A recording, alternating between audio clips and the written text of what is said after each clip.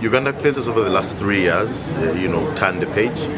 The company is now profitable, the business is good, but most importantly, NSSF is the biggest shareholder at Uganda Clays.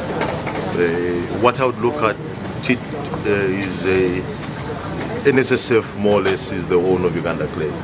So it's more of a father-son relationship.